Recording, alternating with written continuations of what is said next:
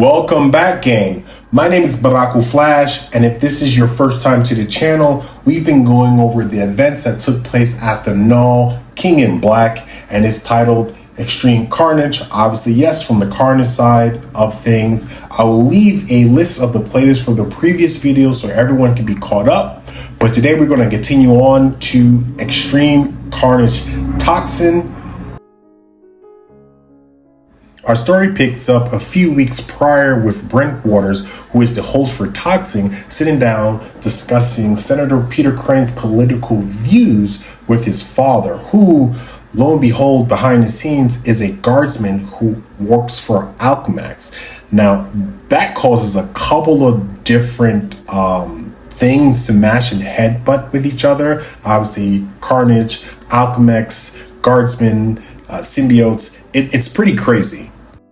Fast forward to now, we have Brent racing towards the Alchemax building, which has been attacked. And this correlates to the issue with Scream and Phage and Venom both fighting inside the Alchemax building. And then Toxin and Brent having kind of a discussion or back and forth on what his dad actually does, because he could potentially be one of the bad guys.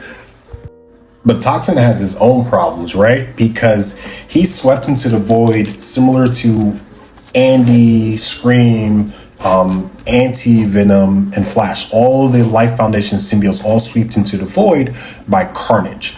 And Toxin's a little surprised because he thought Brock killed him. But at the same time, Carnage is kind of surprised that Toxin wasn't dead, because he was supposed to have died during the events or prior to the events of Null, the King in Black. Him even taunting Toxin about his deaths and how many times he died. As Toxin had to remind him, he doesn't really, that he was responsible for some of them, and literally is attempting to do the exact same thing yet again.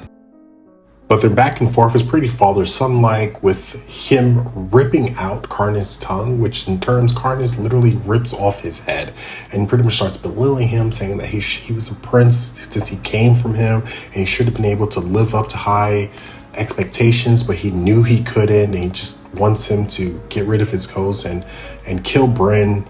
But Toxin had enough and literally eats him, right? And wins in the void, which is pretty much hard to do if you're a symbiote versus Carnage. But he does that, and then all of a sudden he feels like this connection inside this void now that I'm pretty sure this is the connection between him and Scream.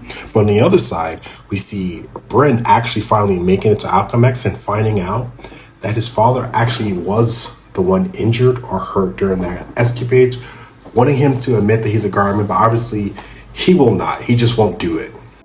But moving to the finale of the chapter, we do get to see Hank and what he's been doing, what he's been up to, how he's been pretty much in the shadows and trying to give information back to Flash. But lo and behold, as I told you before, Carnage knows who this dude is, because Agony is following him. We do get to see Toxin making the connection back with Bren and telling him that there's other people that are pretty much looking to take on Carnage. And since Bren's dad got hurt, he wants to give payback to where payback is due. So pretty much they all set to go to Washington, D.C., and that's pretty much where the story is just heading, the final face-off. But that's it for the chapter. We'll continue more with the next one. If you liked the video, just leave a like, comment, subscribe. Sayonara.